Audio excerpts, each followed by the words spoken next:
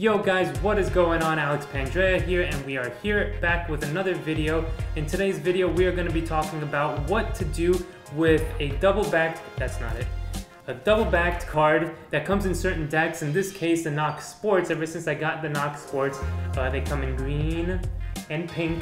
I've been doing this trick, and people have been messaging me asking, what do I do with this double backer that comes with it? If you don't have a double backer, don't worry, I got you. Ready? You take two cards with different color backs, let's say this and this, and you stick them together, and guess what? Now you have a double back. You have double stick tape, glue stick, crazy glue, dots right on the corners will work just fine.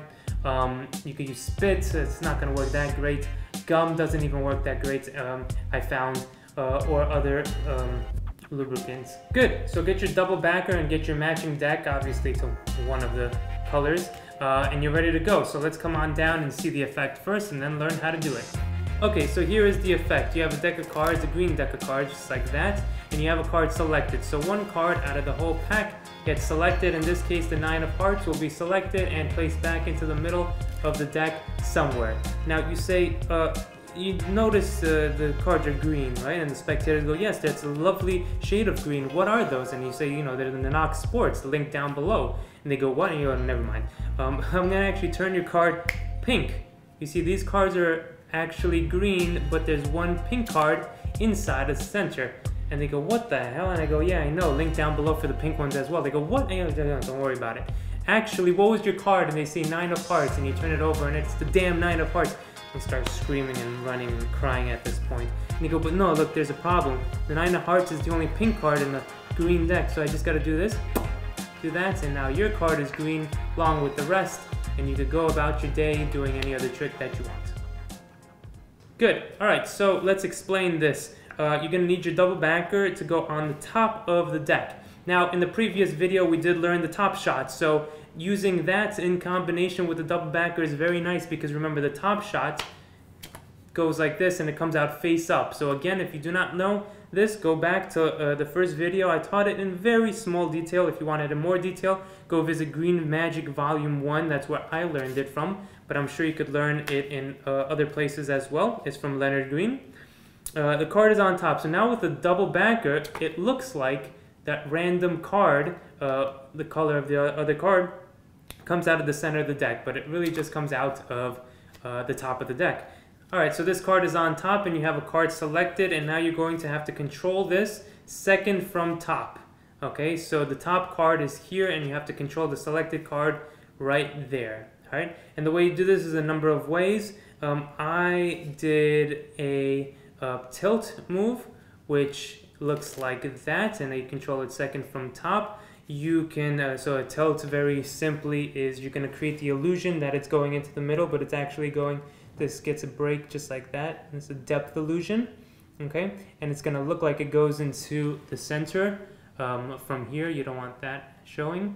You can split like that and actually just put it in second from top. You can do a bluff pass where you riffle down and say, go ahead, place your card back, and they actually place it in second from top because you're only lifting up one. Cover pass, anything would do where it looks like their card is lost in the center, but it's actually second from top. All right?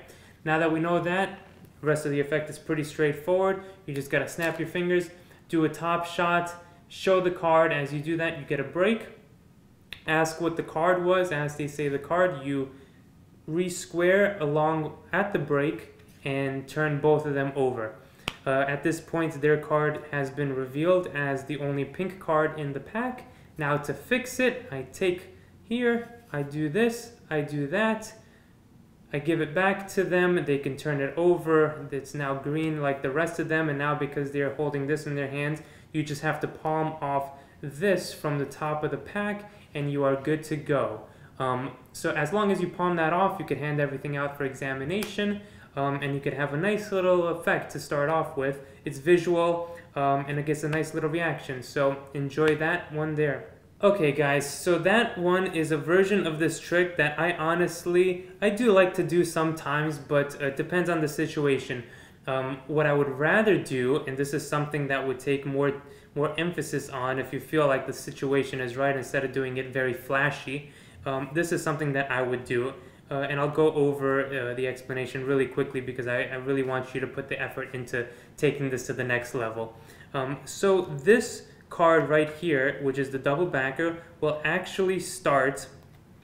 Now you can have it start on top the other way around like this, okay? Or you can have it start maybe, that's a blank card, third from top, fourth from the bottom. And basically what's going to happen is you're going to get it into a cull position. So as I spread, I'm going to take this and now going to begin to cull the card underneath a spread.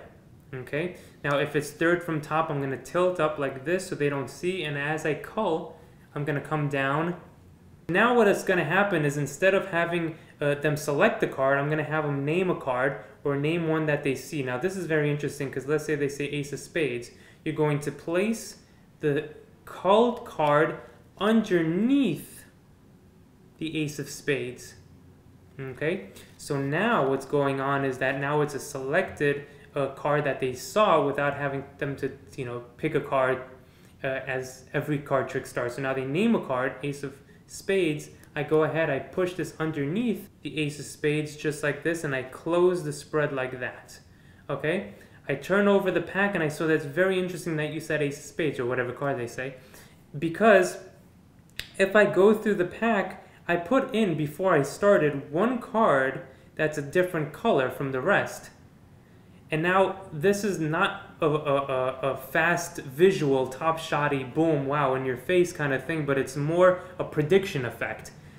You spread to this, and this is a shock for them because you didn't say that you put it in. This is the first time they see a contrasty card.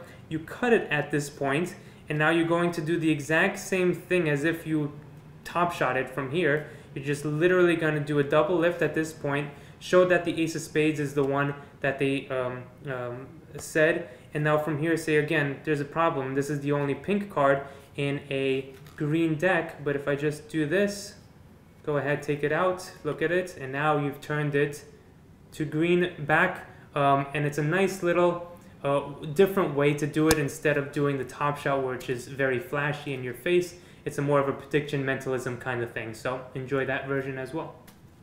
Alright guys, so as the sun sets here in my eyes, I want to talk a little bit about what I just taught you, and not only about the trick itself, but how to go from version A to version B. Now that's a leap forward, at least in my eyes, to taking something that's very flashy and boom, boom, boom, look at me, to taking something down a notch, taking it slower, and making it more, I believe, powerful. When things are done slower and in a non-flashy manner, I think the illusion of magic is instilled much better into the spectator's mind. Because for me, if you do stuff that involves a lot of flashy things like flourishes and springs, top shots and things like that, I think that the magician gets away with having fast hands. And for me, having fast hands is pretty much a fail. I don't want them to think that I am doing this because I am very quick with my hands, that they didn't catch something. Okay, I tricked them. And that's a lot of the times where you see the explanation going in spectator's mind. Oh, you have very fast hands. Oh, I didn't see that.